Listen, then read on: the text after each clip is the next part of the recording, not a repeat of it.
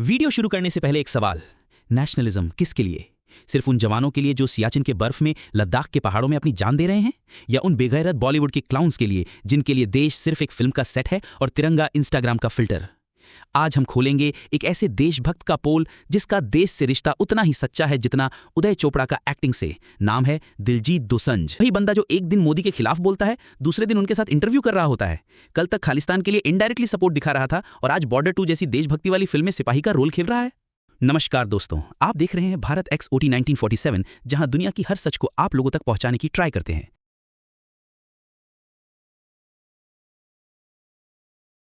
पहले बात करते हैं दिल्लू डोगले के बारे में। एक दिन तुम फार्मर्स प्रोटेस्ट के कंधे पर पॉलिटिक्स खेलते हो, दूसरे दिन मेट गाला 2025 में खालिस्तानी मैप वाला आउटफिट पहन के भारत के खिलाफ प्रोपेगेंडा के इल्जाम लगते हैं।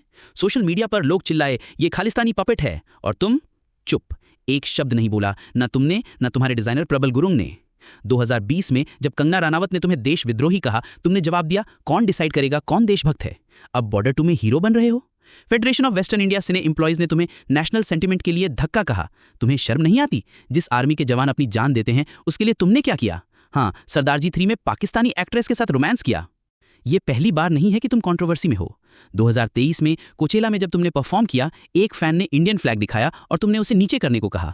लोगों ने तुम्हें एंटी नेशनल कहा, पर तुमने कहा कि ये फ्लैग को रिस्पेक्ट देने के लिए था। फिर 2019 में पुलवामा अटैक के बाद तुम्हारी फिल्म अर्जुन पटियाला को पाकिस्तान में रिलीज नहीं होने दिया गया और तुम चुप रहे। 2024 में तुम्हारे न्यू ईयर्स ईव कॉन्सर्ट के बाद लुधियाना में लीगल नोटिस दिया गया क्योंकि तुम्हारे सॉन्ग्स जैसे पटियाला पैग और 5 तारा थे के अल्कोहल और ड्रग्स को प्रमोट करते हैं। ये कैसा रोल मॉडल है जो यूथ को गलत रास्ता दिखा रहा है? और जब तुमने चंडीगढ़ कॉन्सर्ट के लिए पंजाब को पंजाब लिखा जो पाकिस्तानी साइड से रिलेटेड है, तो लोगों ने तुम्हें खालिस्तानी कहा। तुमने एक शब्द नहीं बोला। ये क्या था?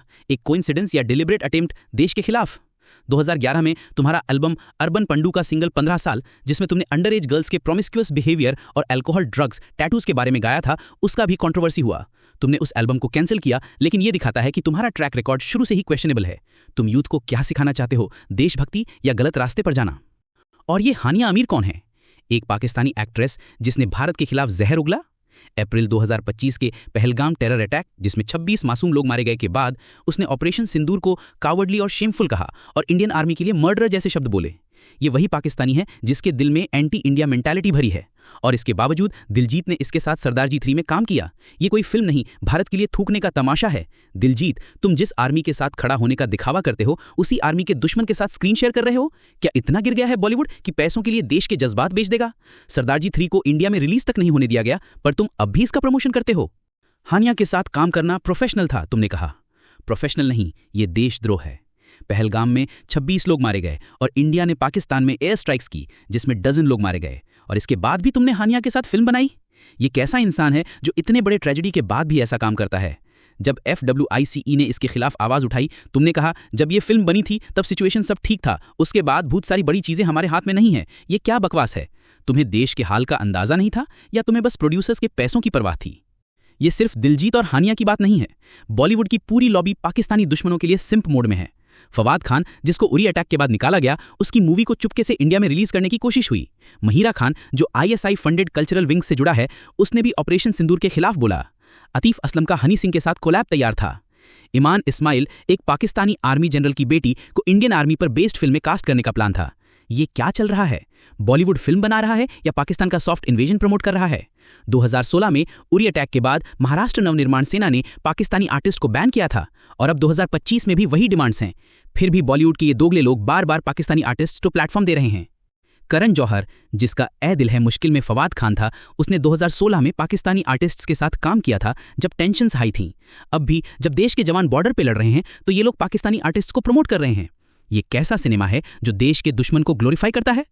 बॉलीवुड के ये दोगले लोग स्क्रीन पर जय हिंद चिल्लाते हैं, पर बैक स्टेज में पाकिस्तानी दुश्मन के सिंप बन जाते हैं। कहते हैं art has no boundaries. Boundary पे तेरा बाप खड़ा है क्या?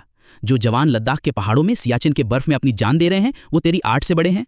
पहलगाम में 26 लोग मरे और तुम बॉर्डर पर लव स्टोरी बनाकर दुश्मन की बेटी को हीरोइन बनाएगा? ये गिम नहीं तो क्या है? बॉलीवुड के सेट पे जो चल रहा है वो सिनेमा नहीं, कल्चरल वॉरफेयर है। तुम पाकिस्तान के दुश्मनों को प्लेटफॉर्म दोगे, ऑडियंस को इमोशनल मैनिपुलेट करोगे और फिर कहोगे आर्ट और पॉलिटिक्स को मिक्स मत करो। जब पॉलिटिक्स बॉर्डर पे जवानों के खून से लिखी जा रही हो, तो आर्ट को भी देश का सोल्जर बनना पड़ता है, वरना ये नेशनल सिक्योरिटी का खुला मजाक है। ये आर्ट हैज नो बाउंड्रीज का नैरेटिव एक धोखा है। जब 2019 में पुलवामा अटैक हुआ था, जिसमें 40 सीआरपीएफ जवान शहीद हुए थे, तब बॉलीवुड ने पाकिस्तानी आर्टिस्ट्स को बैन किया था। अब 2025 में जब पहलगाम अटैक के बाद टेंशन्स फिर से हाई हैं, तुम वापस पाकिस्तानी आर्टिस्ट्स को ले आए। ये कैसा डबल स्टैंडर्ड है? तुम्हें देश के जवानों का खून इतना सस्ता लगता है? सोशल मीडिया पर लोग दिलजीत को फेक और अपॉर्चुनिस्ट कह रहे हैं। मीका सिंह ने भी दिलजीत को फेक सिंगर कहा और लिखा, people continue to act. Guru Randhawa ने एक क्रिप्टिक एक्स पोस्ट में कहा, when the PR team is more talented than the talent, itself controversies become part of daily routine. The day is near when our people will open their eyes and know the truth. ये लोग भी समझ गए हैं कि दिलजीत का असली चेहरा क्या है। और तुम, दिलजीत, जब सरदारजी 3 के ट्रेलर के साथ सेंसर्ड बिफोर रिलीज लिखते हो तो क्या दिखाना चाहते हो? कि तुम विक्टिम हो? विक्टिम वो जवान हैं जो बॉर्डर पे मर रहे हैं, तुम तो बस पैसों के लिए ड्रामा कर रहे हो।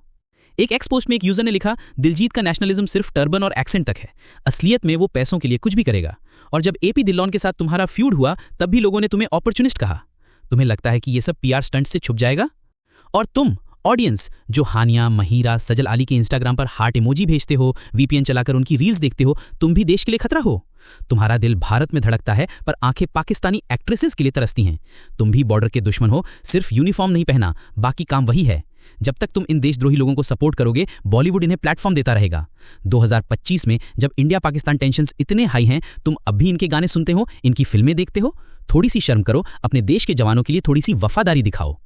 एक सर्वे के मुताबिक 68% इंडियन सोशल मीडिया यूजर्स ने कहा कि पाकिस्तानी आर्टिस्ट्स को बॉलीवुड में काम नहीं करना चाहिए जब तक इंडिया पाकिस्तान टेंशन्स हाई हैं। फिर भी तुम इनके इंस्टाग्राम पे जाके लाइक्स देते हो। ये कैसा प्यार है जो देश के दुश्मन के लिए है? दिलजीत, तुम अगर इतना ही बिजनेसमैन हो तो कपड़े बेचो, पराठा स्टॉल खोलो, पर देश मत बेचो। तुम्हारे जैसे दो मुंहे की वजह से भारत की यूथ कंफ्यूज है कि नेशनलिज्म क्या होता है। जो देश के दुश्मन के साथ काम करे वो कभी देशभक्त नहीं हो सकता, चाहे टर्बन कितनी टाइट हो या एक्टिंग कितनी इमोशनल। और ये बात सिर्फ दिलजीत तक नहीं, पूरे बॉलीवुड के लिए है। अगर तुम देश के खिलाफ काम करोगे तो हम तुम्हें एक्सपोज करेंगे, हर एक को। बॉलीवुड, तुम क्या सोचते हो कि तुम अपने पैसों के दिखावा और फेक देशभक्ति के पीछे छुप जाओगे? तुमने गदर 2 और बॉर्डर जैसी फिल्में बनाई, लेकिन जब असली देशभक्ति की बात आती है तो तुम पाकिस्तानी आर्टिस्ट्स को प्लेटफॉर्म देते हो। ये कैसा हिपोक्रेसी है? भारत X1947 से क्लियर मैसेज, ये स्टेज अब किसी दोगला का नहीं। ये देश है गांधी की, ये देश है नेताजी की, ये देश है उन वीर जवानों की जिसने देश के लिए वीर गति प्राप्त हुए। जिसने इस देश के खिलाफ बोला या उनके साथ काम किया, उसका पूरा एक्सपोज यहीं होगा, बिना फिल्टर, बिना माफी, बिना झुकाव। या तो देश के साथ खड़े हो या उस लिस्ट में जाओ जहां एनिमी ऑफ भारत लिखा है। जय हिंद, भारत माता की जय।